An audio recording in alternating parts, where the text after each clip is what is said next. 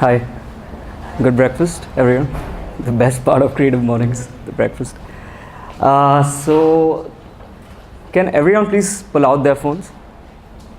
I want all you guys to do this. Just pull out your phones and search for India art. So I want like this half to search for India art and more than this half to search for India design. So just go to Google, put in those terms, and tap on images.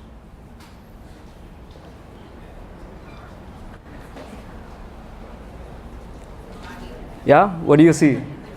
Can you put it up? Yeah, tribal stuff. Yeah, what do you see? Can you put up your phone? Can you paste it like what? Classical art, right? Right. That sort of swiggly stuff. Yeah, cool. Can you put up your phone? Yeah. Yeah, mehndi, mandalas and stuff. Right, so most of you are seeing stuff like this or this. So this is basically what Indian art and design looks like to the world when they're searching for it on Google. So I run this company called Art&Found, but I don't want to talk about the work. You know, last year I took my, earlier this year actually, I took my team to Barcelona, which is this cool, design festival in Barcelona. And, it's got a cool vibe.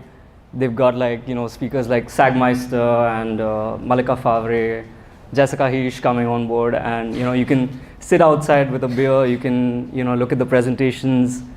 It's sunny, it's great, it's summer in Barcelona. And, but you know what I really hated?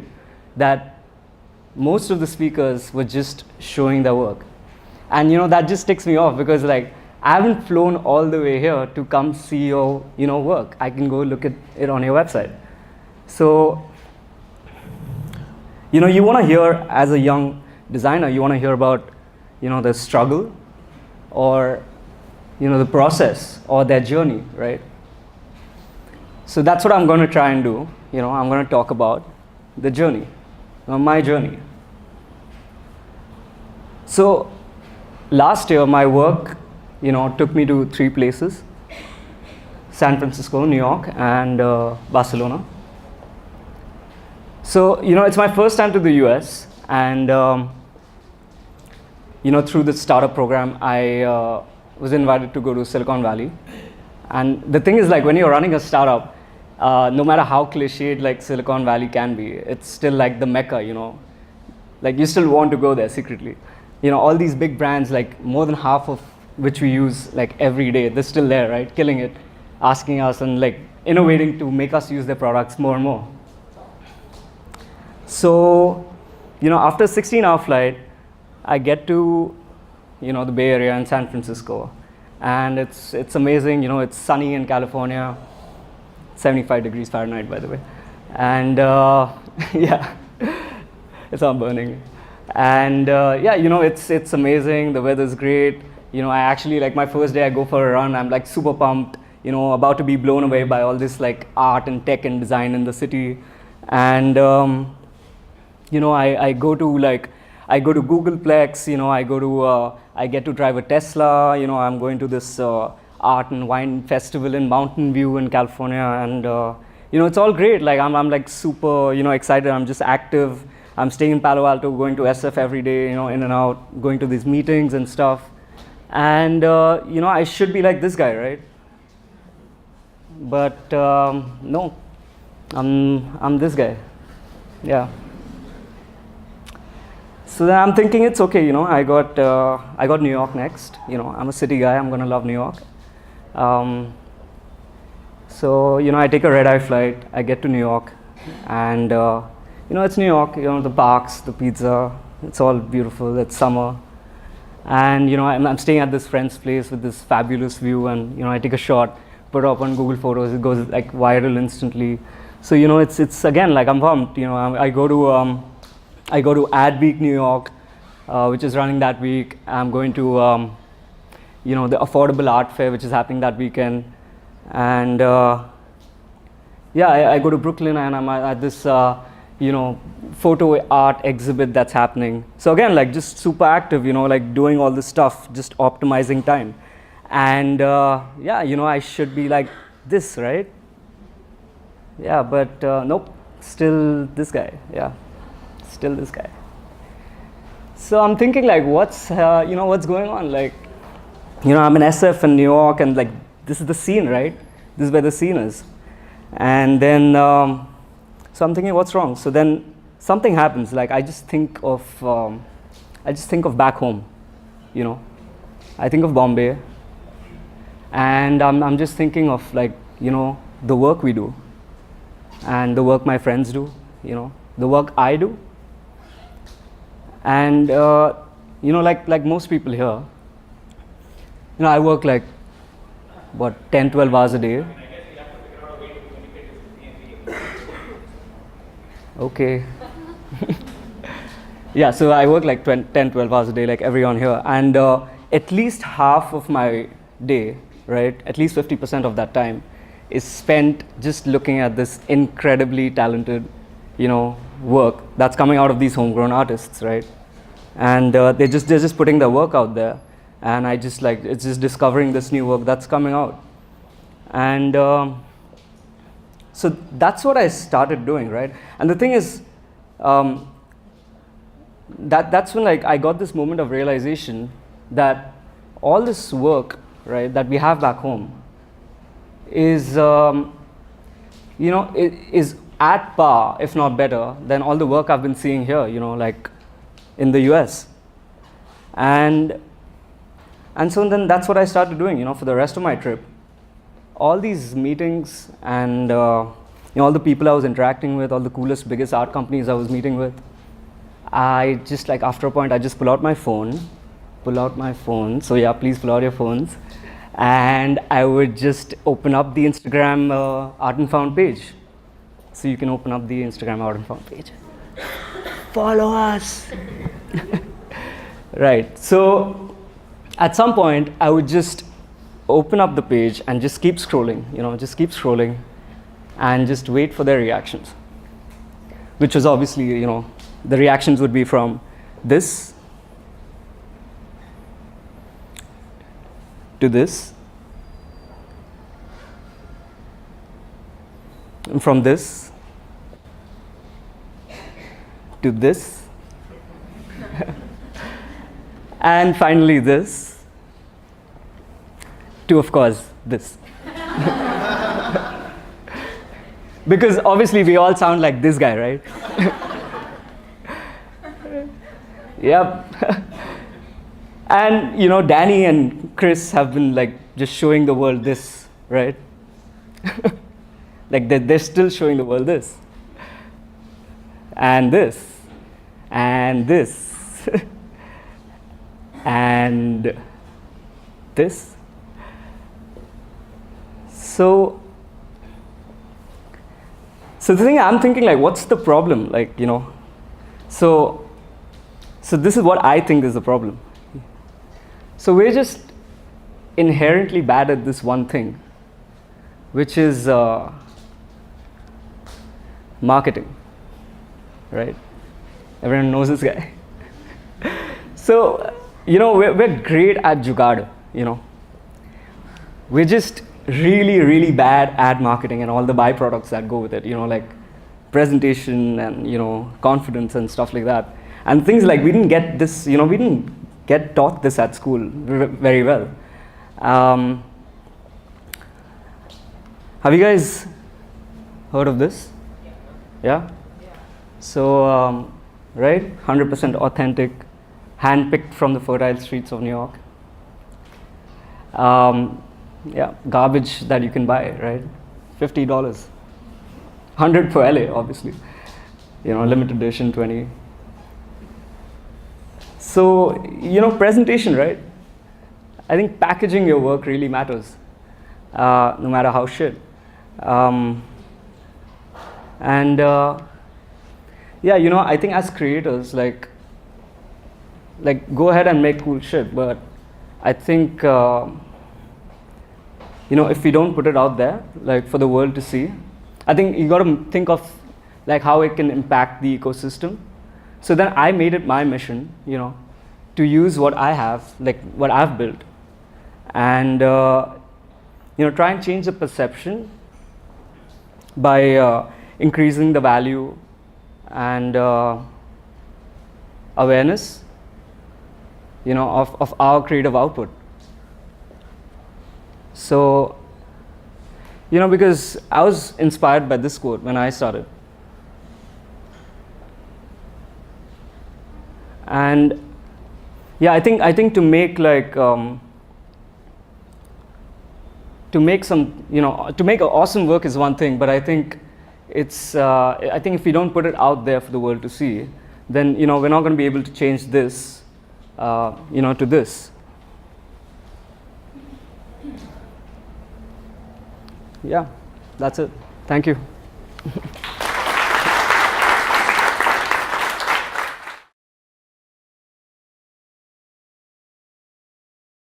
Hi everyone, good morning. Thank you for coming out on a Saturday. Really appreciate it. So I want to start by sort of telling you a little story, and picture this in your head. So think of a guy. His name is, let's say, Raj, for the sake of Bollywood. He's 40, he's nice looking, tall, biomedical engineer from Penn State, heads one of a department in one of the US's biggest medical research firms. Raj also CrossFits, he bikes, he bakes. I mean, what does he not do, right? On the other hand, you have Simran.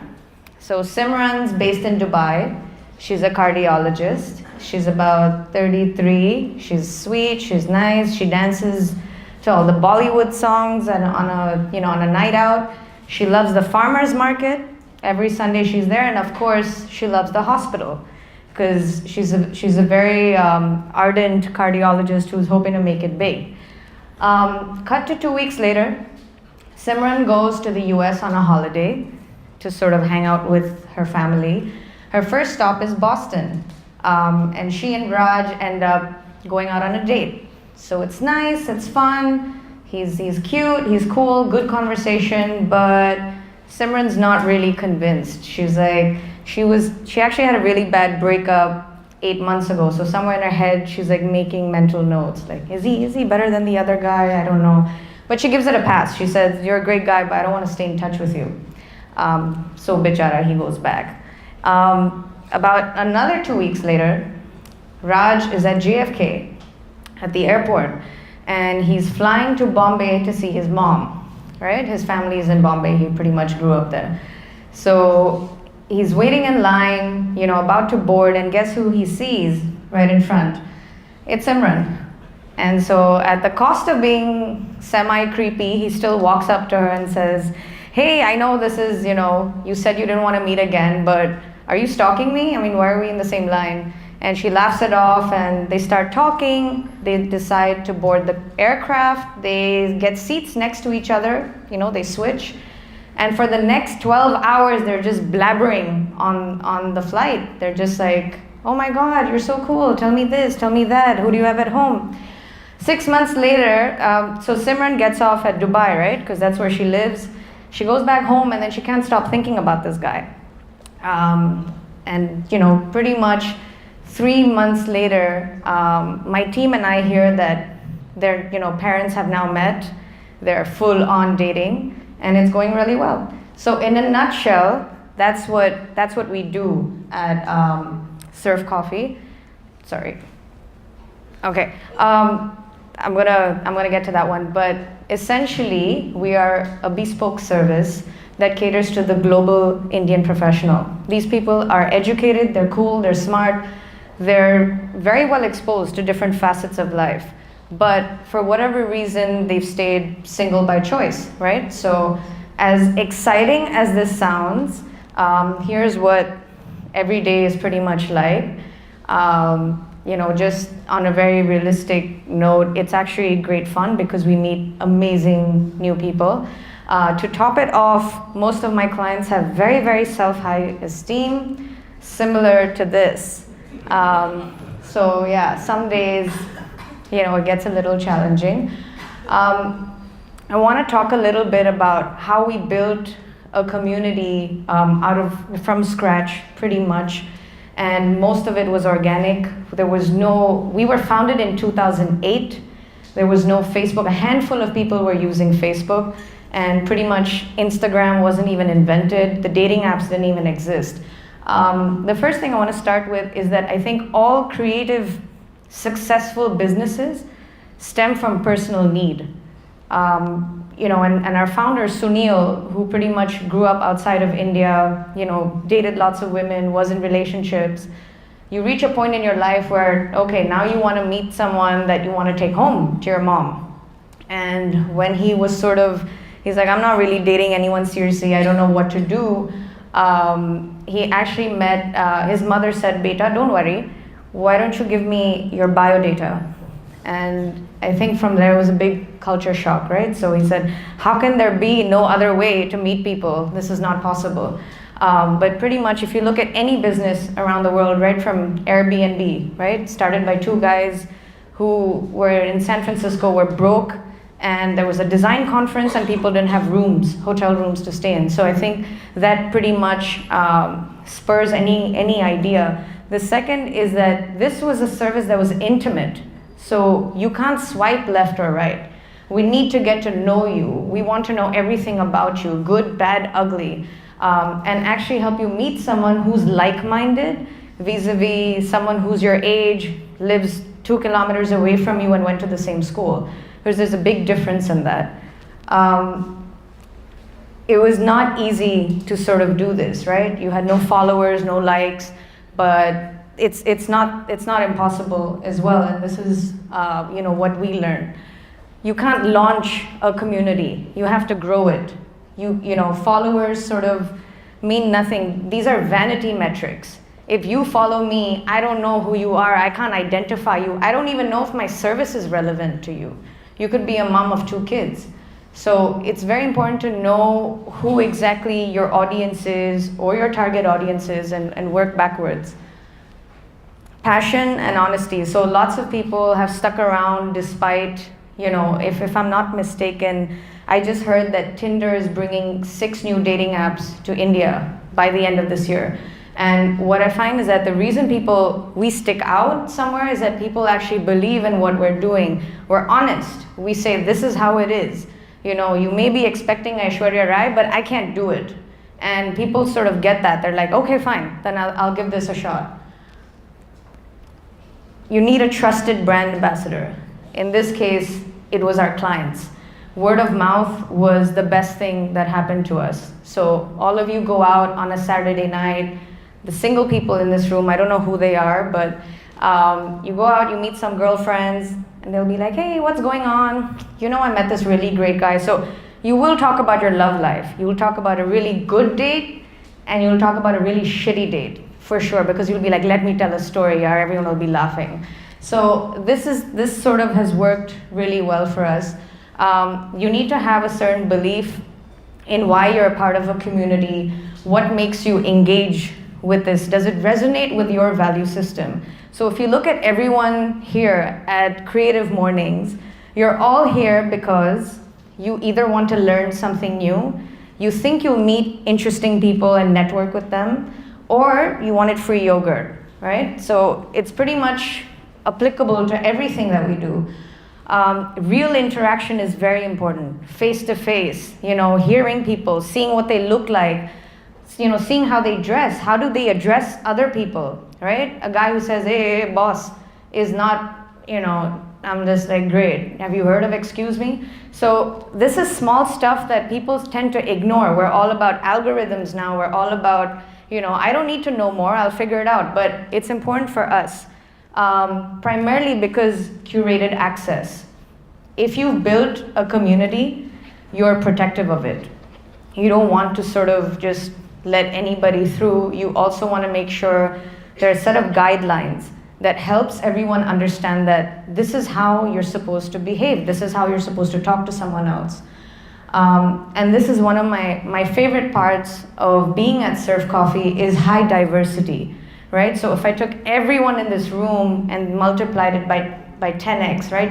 You take 2,000 people, you still won't be able to find a common pattern amongst them because they're all different.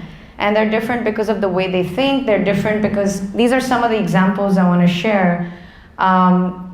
This is a real study that came out earlier this week based on a very popular dating app. Does anyone want to guess what was the most popular profession that men were looking for on Jatinder? But you know what I mean. Any guesses? Model, okay. IT professional. What else? Come on, guys at the back, wake up, you've had coffee. Okay. This was the result of the study. So you were closest with the IT professional. And this may sound hard to believe, but the result of this was because men wanted women who were in traditionally masculine professions so that they were financially independent. So the kind of way the Indian man is thinking now is that, chalo yaar, let her pay her own bills. I hope she's educated, I hope she has a degree, I hope she goes to work. Now, this is a medium, that's your phone, okay? On Surf Coffee, no one's ever said this to me. No one's ever said I want an engineer, doctor, accountant, God no. Every time I meet a lawyer, he's like, please don't set me up with another lawyer, man. Like, just avoid it. Can anyone guess the professions that women are swiping for? Sorry? CAs, okay. Lawyer, banker, someone who has an entrepreneur. Okay, so pilot was number one, right? Actor, entrepreneur, marketing manager. And when they asked the women, why did you swipe, what was your, she's like, these guys are sensitive, they're in creative professions, they'll be more sensitive to my needs. So again, highly, very, very different from what we do. Again, I've never met a woman who says, please find me a pilot, it's top priority. It really depends on medium. That's the other thing I want to get at. When you are looking someone up, you are stalking them, maybe you feel like their success on LinkedIn is more important to you. But when I meet someone who wants to get on Surf Coffee, I rarely hear that. She's always saying, or he would always say, find me a good person, someone with a good value system, who's semi-family oriented, someone who's kind, who's attractive, of course. But these are things that sort of really matter to people because it's not what you do that's going to make the other person happy. So how do you engage the digital generation, right? Here's some stats to blow your mind. One is that people spend 90% of their free time not playing with their dog or talking to their family or, I don't know, working out. They spend it on a screen, any kind of screen. So that's pretty much, you have 10% of your time in a day where you're not on a screen. About over 1 billion people are on Facebook groups and communities of any kind, right from like bonsai making to like liking a certain page or an activity. And this is a real study from a New York University professor. The average millennial picks up their phone 150 times in a day. So all of you have probably checked it, I don't know, 25 times since you've gotten here. Who messaged me? Where's my driver? Should I Instagram this? But this is what the world that we're living in today. So where we're now at is that technology is a reality that is an intersection of two things. One is being overly connected, being online all the time, right? Where likes, retweets, and views really matter so much to you. They're like mini dopamine hits. Every time you get a like I think Aditya was telling us about how his photo went viral. You're like, holy shit, I'm amazing, right? And that's happening to all of us. It's as good as, having when you have that hit, it's as good as having a croissant at the table, but it's also as good as doing coke. It's really a new addiction of some kind. And then when you're looking for a soulmate, it's about making others feel good. So, don't get me wrong, there's lots of pros to technology.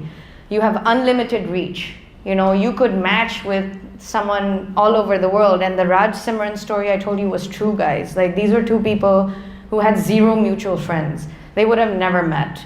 But you give them access. You're able to respond to each other, right? That's the beauty of a WhatsApp. You say something, you can hear back right away. You're not writing letters. But I think the cons, some of the cons is that now we're all either we're looking for love or we're communicating. And let's say I went out on a date with you, and we had a good time, but I don't want to see you again, and I don't have the balls to say that. So what do? I just block you. Right? I'm just like, let me ghost him, let me block him, let me make up something. Arey yaar, my grandmother died, I can't meet anyone for another 12 days. Right? So because of that, you're also, having conversations like this, which I'm pretty sure you will never have in real life. So some of them are just, things you can't get. But I think the last thing I want to wrap up with is that we've been around for 10 years. We've had over 10,000 people apply, and it's a wealth of data that drives the community. It helps you understand who is a part of your community, how they think and how they operate. So for example, some of the things that I've learned, I can't speak for my team, but some of the things I've seen is that no matter how well educated someone is, they could have a PhD in something, or they could have lived away from India for 20 years, they will still be maybe very, very traditional. And to a point where you're like, what? Are you even living in 2008 about certain things? I've learned, for example, that for a Marwari guy from Vasant Kunj in Delhi, family background is very important. I've learned that for a Gujarati on Pedder Road, being vegetarian, for her partner, sort of takes so much importance over other things, which may seem funny, but for them it's just how it works, right? We've learned that women feel very single after their birthday, because you're like, I'm 38 now, I don't have a boyfriend, or after going to a close friend's wedding, whereas men feel more single after they've come back from a long period of work, solo traveling, 20 days in Vietnam, and you're like, yeah, why don't I have someone to travel with? So it's all over the place, but I think what's the beauty of communities like this and the different kinds that exist is that they are born small, but they grow into something so big. They thrive independently. I don't know who's talking about our service in any corner of the world. I meet people who say, I know about you because my brother's sister-in-law's cousin's friend's daughter was on your service. And I'm like, great. And while that sort of happens, I guess we're just gonna do what we can do to sort of build them, support them, and sort of help us grow into one giant community all around the world. Thank you very much. Thank you for listening.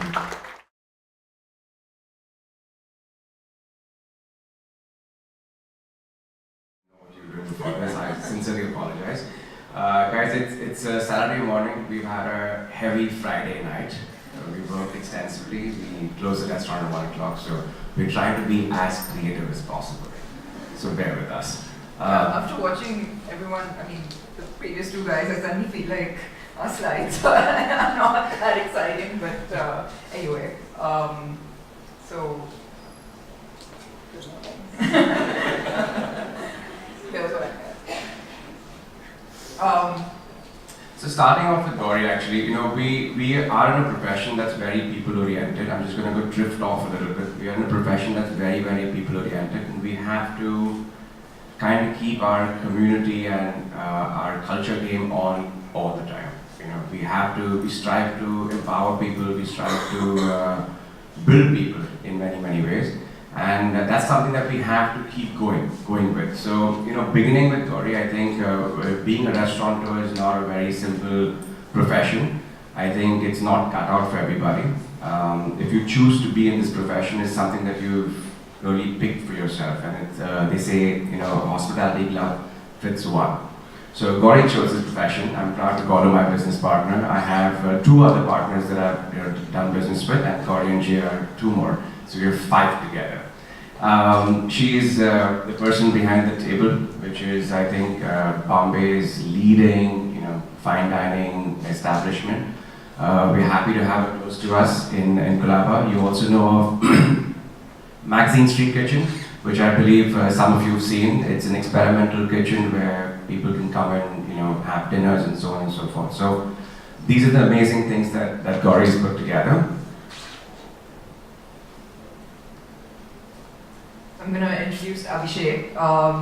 So I'm sure everyone here has been to Woodside once in their life, if not many, many times. So Woodside Inn, Bombay Vintage, Pantry, institutions in the Colaba, Kalapura neighborhood. Unlike me, Abhishek actually had some background in hospitality, so he actually knew what he was doing, and has sort of created these. Woodside Inn is 10 years old now.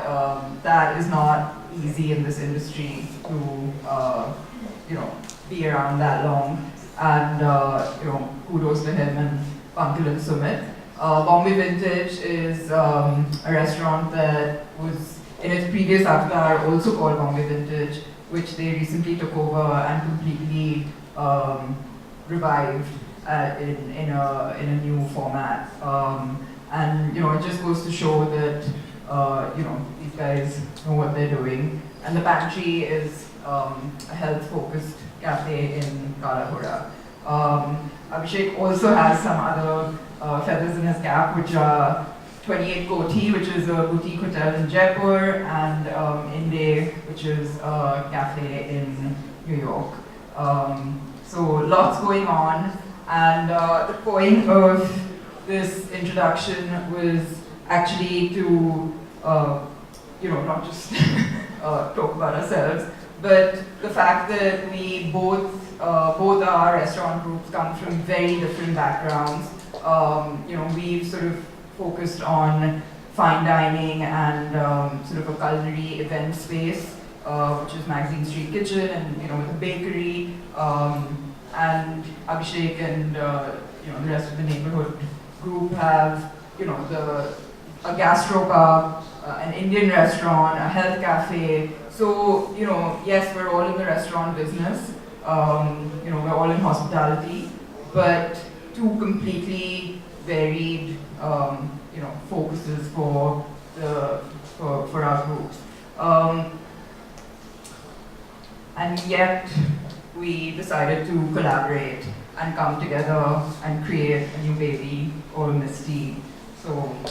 So I think both Aditya and Naina touched upon points of culture and coming together, and we felt it was important to collaborate. Why compete when you can collaborate? It's something that we kind of discussed, and having partners is something that's very it's been a big learning for us. We've learned a lot how to come together with people and how to share ideas and how to kind of exchange, have a forum where you can always exchange. And I felt like all three of us, Sumit, Pankaj and me, who are three partners at neighborhood hospitality, felt like we should come together with another group to create something that's special, and that's where Misty came about. And why don't you tell us how we came about this? Yeah, so I think the point is that we've been friends for a while, and I'll sort of tell you how it happened, which is that so Jay and I run the table. It's almost 8 years old now, and about a year ago, sort of we were going through something with the restaurant that was a bit out of our comfort zone, and things were sort of not going so well. And for some reason, the first person I reached out to was Abhishek, and I was just like, I work with my husband, we sort of are at home together, work together, I need sort of someone else that I trust to, get a sort of third perspective. And, that's where we got talking, and to be honest, sort of talking to someone in your industry about your business is not the easiest thing to do. There's a huge element of trust required, and I just didn't even think twice and sort of reached out to him. And he gave me very sound advice, and from there on, I think we've had sort of many conversations after that. And at some point, we were actually exploring doing another restaurant somewhere. And again, I sort of used my sounding board and got a new perspective. And that didn't happen, but this did. So I think that the main point is that we then started sort of sowing the seed of thought about, hey, we're obviously on the same wavelength. We love each other's restaurants. We love what we're doing in our respective businesses. There's obviously some common ground here. It needn't be in the exact same format of food and beverage or dining concept, but there's obviously something here that we're on the same page about. And there was this idea that, hey, maybe one day let's think of doing something together. And this space fell into our lap. The as Avishi mentioned, it's in the old Busaba space, which I don't know if you know, in Kulaba, just in the backyard of the Taj. And we were having lots of drinks one night, and we were like, you know what? Should we do this? This has just come up, and should we do it? Should this be it? And that's basically how it happened. It was a drunken decision, hopefully not a bad one. But we were just like, yeah, let's do it. And that's kind of how it happened. But I think what Gauri we trying to touch upon is that collaborations and coming together stems from within. It's a feeling that you have inside. You have to kind of build on that, and then things roll out very easily. I don't think having a few drinks with someone results in a great idea, but it surely comes from the fact that we were constantly thinking about this, and we were constantly thinking about how we could present this thought to our teams, within ourselves to begin with, and then to our family, team, so on and so forth. And I think what the next slide is going to show is just the power of collaboration. Gauri, like Gauri said, we come from different backgrounds in the business. Like there's fine dining, an experimental kitchen. We are more focused on gastropubs, casual dining, creating an atmosphere. And when 5 individuals came together, which are 3 partners at Neighborhood Hospitalities and 2 partners at Food Matters, there was a new company that was formed called Neighborhood Matters. Now, again, all these things we're trying to bring to your attention is because collaborating has been such an exciting journey for us. Coming together, collaborating, creating this new sense of community within our company has been the best thing that's ever happened. Misty is a Southeast Asian restaurant that's focused on the Golden Triangle. It has a cocktail lounge at the bottom. Again, why is this important? So many things were pulled from so many different restaurants to create a new identity.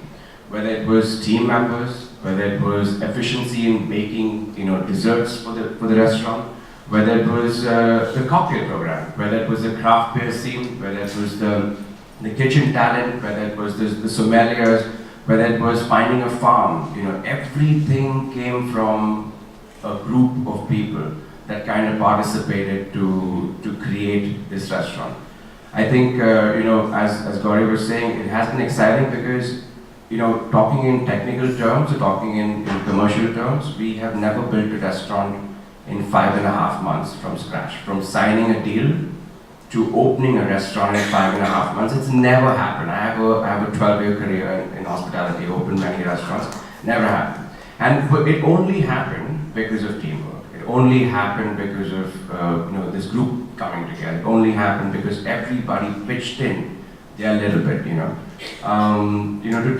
talk a little bit more about efficiencies. Yeah, I mean, just sort of elaborating a little more and giving you some examples. So as Abhishek mentioned, Misty is sort of inspired by the Asian Golden Triangle, which is essentially Burmese, Vietnamese food. That is very, that food philosophy relies strongly on fresh produce, fresh ingredients.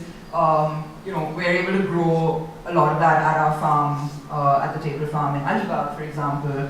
one of the reasons that we were able to turn this project around so quickly is that while the space was being created, we had Magazine Street Kitchen, where we were able to start trials from the day the sort of idea, took shape. So literally in parallel to a space being created, we were getting our sort of menu, finalized. And a lot of restaurants don't have that, they don't have the ability to do that because you have to wait till the space is ready, you have to wait till your kitchen is ready, and only then can you start doing all your trials. So, and then you're in a rush to open because, hey, you're paying rent, right? So you need to be bringing in the revenue somehow. So versus having maybe 2, 3, 4 weeks to do those trials, we had 4 months.